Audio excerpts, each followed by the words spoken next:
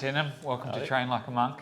Matt, for anyone that doesn't know, must have been watching cycling last year because he burst onto the scene very successfully as a neo-pro with DSM. He was most notably 7th in World Championships in Glasgow, where that's almost your second home now in Scotland there. And for me, racing against him the back half of the season, he was just someone that was always there in front group, which for me is pretty annoying because I had to be on a really good day to be there, and he was there every time. But Matt, welcome. Cheers, thank you. No, it's great to be here. And we're here in Nice, which is usually quite sunny, definitely not today. Yeah. So I'm not in kit, I've got changed, I'm not sitting outside in the sunshine. Matt, you're not in kit and you haven't been in kit for a while now. What's going on there? Why haven't you been in kit? Yeah, just a bit of an injury. It's taken a little bit longer than I'd hoped to come right.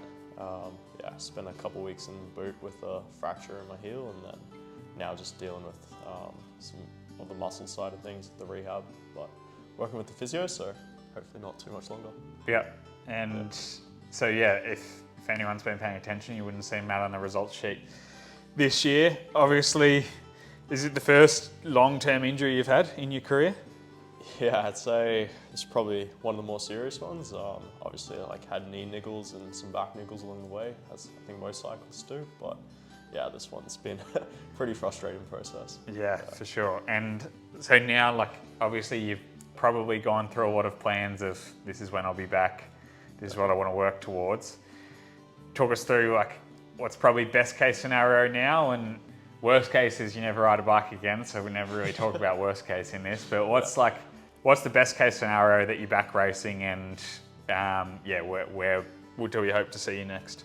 Yeah, definitely. I think a little bit hard to say with the physio recovery at the moment, but yeah, I think for me it'd be great to be back racing sometime in June. Hopefully try and get back and still do a Grand Tour this year at some point. Obviously there's one coming up pretty soon, which I won't be doing, but yeah, we'll have to have a look some later ones in the back half of the year. But yeah, I think there's still plenty of opportunities in big races. You've got Dauphiné and Swiss still coming. Hopefully I can be ready in time for those. And from a training side of things, as you get back into it then, you've gone through this process a few times now where you've had to stop as you've been working your way back, but what kind of sessions are you starting with, when you're getting back into it? Because obviously you don't want to jump straight into stuff too early, so you're getting to be quite the pro at it now, but what kind of stuff do you start with as you're easing back in? Yeah, definitely. I think a lot of trainer sessions, trying to keep the torque down, because obviously out here it's so hilly. So torque's always generally pretty high, but yeah, flat shoe sessions on the road bike, just on the trainer, and then build up from there just into gradual endurance rides, and then hopefully progress into some efforts and build the load. But yeah, it's all been pretty chill so far this year. Just been a little bit limited with how hard I can push on it. But hopefully once the strength comes back, we'll be able to get some proper work done. Yeah. So getting into my usual questions that I have for each person now. So with those sessions, as you're getting back into it, and then hopefully you're back on the road sooner rather than later. Definitely. What is your favourite session when you're out training? Favourite session? I'd say it'd have to be the national sims. Okay. Yeah, the December national sims. Yeah. What's your December national sim session look like? I write up these for a few of my athletes, and then I used to do ones slightly different, but what's your session look like? So my one's from ACJ actually. Back on the Bridge Lane. Yeah. And I think even this last year and the year before, we sort of tried to keep that pretty similar. Yeah. But essentially you're just doing essentially replicating Buninyong. Yeah. So you do the same number of reps that you're going to do in the race, and start with, I think it's 8-minute efforts, then down to 7:30s, and then 7-minute efforts. Yep. And the power's increasing, so you're doing the 8s at probably 350-ish, and then you get to the 7.5s and you bump it up to 370s. So probably talking by the time you get to the 7.5, over 6 watts per kilo. Yep. And then the last ones are just all you can do, simulate the race and fully sprint at the top. Yeah, cool. And how many are you doing? Like how many of those 8, 7.5, 7s? Oh, what's nationals now? 12 laps? Or was 12 laps around Dinham? Yeah, I think it's more now. I think it's 16 for elite men. Yeah. Yeah, I don't think I ever did like the full elite number of reps, but yeah, generally 12, 14, somewhere around there. Yeah, I think that's going to be a bit different come next year. Yeah. Not sure I'll be doing that session. Yeah, okay. Is that just because nationals won't be as much of a priority, or because you don't reckon you'll be able to do that many of those in December? Probably just more so the course change. Yeah, that's coming forward. Yeah. very true. Yeah. Hopefully we'll see. Maybe Jensen will be doing them for me and stuff. Yeah, we'll see. Yeah, we'll have to wait and see what the course looks like, I guess. Yeah, definitely. Yeah. And then what would be your least favourite session? Least favourite session? It's got to be 3-minuters. Okay. The team have this one session with some 3-minute max efforts, and there's no power targets. It's just perceived session. But generally we get it in like the last week of an altitude block, or last week of like a big 3-week Grand Tour block. And yeah, you never know how hard to push, and no matter how easy you start, it's just never easy enough. How many 3-minuters are there? I think there's like 4 or 5 with like 30 seconds rest. And 30 seconds rest only. So you're not getting you're not getting any recovery. Yeah, that's tricky then. And it just builds. Yeah, when it hits you, you're like lights out. And you're looking at the numbers for them, even though there's not a prescription, or it's just really trying to go as hard as you can? Yeah, like I think you have like a target. You like obviously do 3-minute tests in December and stuff, so you kind of know what you can do max. But you're obviously nowhere close to that by the time you're doing 4 or 5 of them. Yeah, you're looking at the numbers, but at the end of the day, I don't think it really matters. No, definitely. Off that, back to the favourites, what would be your favourite loop? Might be something around here, might be something back home from Sydney. Yeah. Well, not originally from Sydney, but living in Sydney when you're in Australia. But definitely. What would be your favourite loop? Favourite loop? Man, it's still got to be in Sydney. I'd say it's like a Four Gorges loop. So we're doing like Bobbin Head, Barara Valley. Just all the gorges. So for people listening, is this north or south side of Sydney? This is north side. So nice up north, and And it's not the longest climbs, is it? But it's pretty up and down the whole day, right? Yeah, generally I think it's 6 to 8 minute climbs if you're going a solid pace. But up or down all day. I think there's one ferry stop on the ride, so get a little rest in between. But it's awesome around there. Nice. When you've got your efforts during a ride, so it might be the session that you talked about, or something like the Nationals sim, you can have efforts the whole way through the ride. But when you've got a set of intervals to do you like to get them done at the start of the ride, or do you save them to the end, or try and spread them out?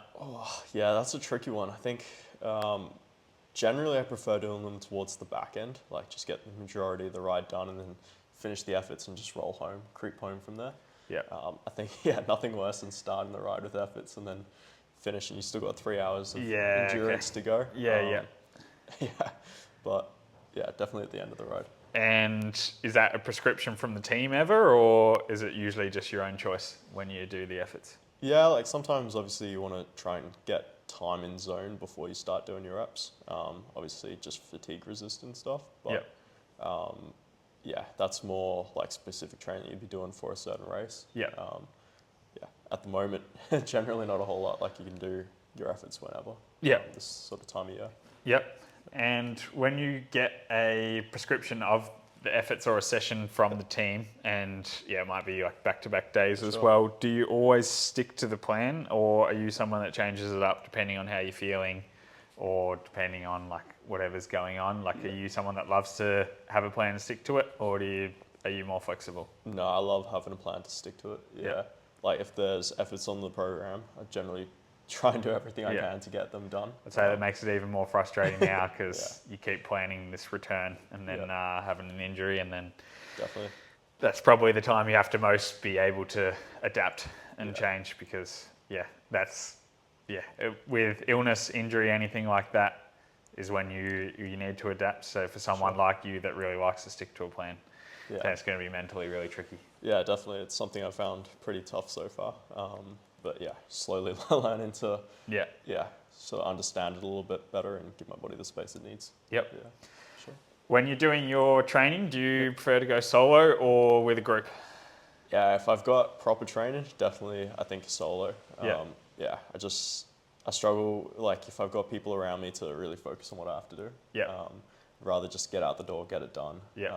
Especially if you've got like a really hard efforts that you have to prepare, like mentally prepare for as well. Yeah. Yeah, I think you need a plan, just need to get out there, get it done and get Yeah. home. Yeah, you don't want too many distractions on those days. Definitely. Yep. And do you do many bunchies back home when you're in Australia? Yeah, definitely. Like, especially over the off season, I've still got like the Wednesday bunchy, like Dawny. Yep. That's a really big one. Yep. Yeah, I was hoping to get to a few more this year while I was home. Unfortunately, that didn't happen. But yeah, like Kalutsi on a Saturday morning, and Yeah.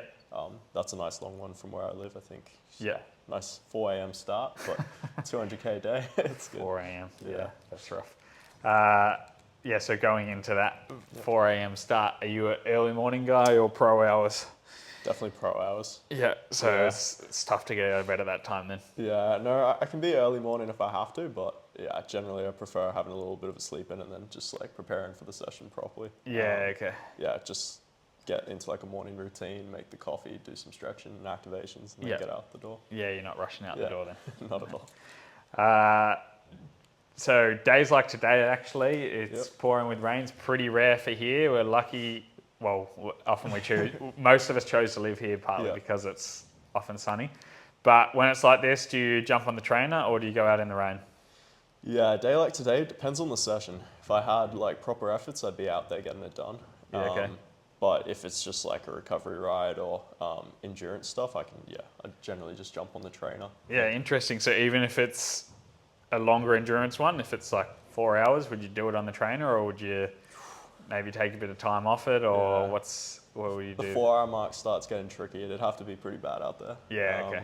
Yeah, I'd still prefer to get outside, but Yeah. yeah, if it's a shorter endurance ride, then the training's pretty good quality as well. You're not having to stop pedaling. Yeah. Especially out here, the roads get so slick on the descents. Yeah, it's almost impossible to stay the on average pedals. power just drops when it rains here. Yeah, no, that's good. Now, when you are out there training, are you someone that takes a stop for food, coffee, boulangerie, bakery, whatever, or do you just get the ride done, no stops? On effort days, I don't stop. Yeah, if I'm out there like training in season, I very rarely stop. I'd only really do it on like a pretty easy endurance day. Yeah. But yeah, generally that's only happening sort of December time of year. Yeah, okay. But So you just get it done. yeah, just get it done and get home. Yeah, I guess also if you're on the late rollouts, if Yeah. you start aiming in too many stops, you're struggling to make it back home for dinner. Definitely. Going on with the food theme, what is your favourite training food? What's the thing that you take with you to get you going? Favorite training food? Oh, yeah, if I've got like a really long ride, might just pack some like jam sandwiches or something. Oh yeah? Yeah. Or yeah, I know when I was still like in the Conti days, take your gummy bears in the back pocket. Yeah. Yeah, I used to love the gummy bears. You're not doing the gummy bears anymore? No, not anymore. Yeah. Oh, right. No, now just, the team look after us pretty well with the bars and stuff, so Yeah, yep. don't really need them. Nice. So along with food again, when you are training, do you do any low carb training? Any stuff where you're purposely underfueling a bit, or are you always well fueled for your rides? Yeah, no, I'd never underfuel for the training sessions. I think, it's pretty, different teams have different approaches, but for us, Yep. there's no point. You're just starving your body of what it needs. So yeah, always try and eat, even on endurance days, I'd say like more than your 60 gram Yeah. an hour. Yep. And obviously then like you're not having to eat as much when you get home because you've actually Yeah. fueled properly. So Yeah, for sure. And did you do any low carb training in the past, or you've always been pretty well fueled? yeah, like I think I've touched on it a little bit Yeah. in the Conti days, like just not completely cutting carbs, but yeah, maybe just like pulling them back a little bit, especially coming into like key target races and things. But yeah, I can't say I really ever noticed too much of a difference other than just, maybe feeling a bit more tired during the session. Yeah. Or getting really hungry afterwards. Yep. But yeah, for me, I think I just have to eat to fuel the session and get Yep. it done. Oh, there you go. And then this is probably a little bit of a touchy topic, cross training. So might have been what caused your injury. Obviously, you don't know exactly what it was, but you're doing a lot of hiking around the time you got the injury and a lot of extra walking. So is there much cross training that you do You have obviously done it in the past at certain times of year, but Definitely. what would be your favourite cross training if you are to do it, or is it something you're staying away from now?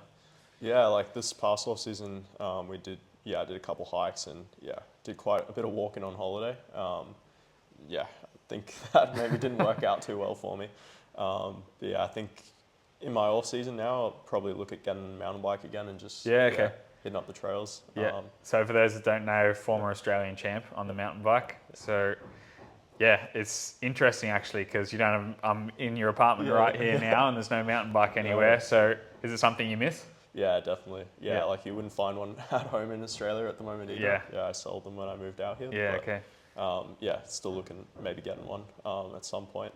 Yeah, and there is a few trails around here too. Yeah, so. I've heard the riding here is pretty good for it, so I'll have to check it out sometime. Yeah. But yeah, I think I'll be on the mountain bike or probably in the gym still. Enjoy going to the gym in the off season. And have you been using gym for your rehab at all? Yeah, I've been at the gym almost every second day at the moment, just trying to keep some muscle mass going. There's a gym pretty much by your house, isn't there, just around there. So Yeah, that works out handy. Yeah, no, definitely. That's good then. And then last question is best piece of advice. Might be something you've received from someone else, but For best sure. piece of advice. Best piece of advice. I think like, especially racing in the Conti scene, there's a lot of people who generally dedicate everything to the racing.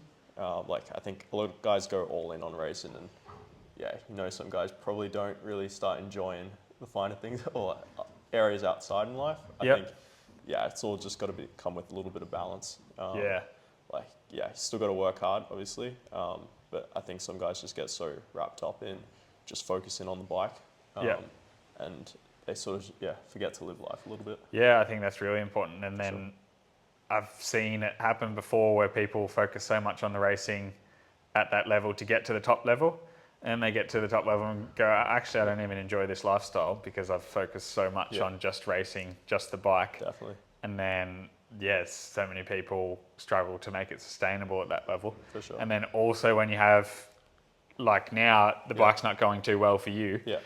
Or it can be that you've just gone to a race even and it's not going that well, and then your world can be ending if everything's about the bike. So Definitely. I think that's a really good piece of advice, and something I like to say to people is, you have to have that balance, have that enjoyment off the bike as well, and it helps you with your cycling then. Yeah, I'm sure last year when you're absolutely flying, middle of the year, back half of the year, even at the Tour de France, doing an amazing job, while there has to be all that dedication to get to that point, you're still enjoying yourself here in Nice with your girlfriend, still able to have a good time when you're here and switch off a bit. For sure, it doesn't mean you're going out partying. That's not really the point at all, but I think there's just other things, like you realise it more when you're injured and you can't ride, but even just like reading books or just need to have other hobbies or catching up with mates and investing in people. I think it's really important and something guys maybe forget about when all they're chasing is the dream. No, really good advice.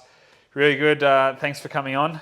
All the best with your rehab. Thanks, mate. Really hope to see you back out there. I want to have someone to try and follow on the training track and in races. I don't enjoy it as much in racing, I don't think, because it's frustrating for me seeing you right away, but in training it's good, trying to hold the wheel. But all the best with it. Hopefully we see you back soon. Yeah, definitely. Thanks, Alex. Cheers.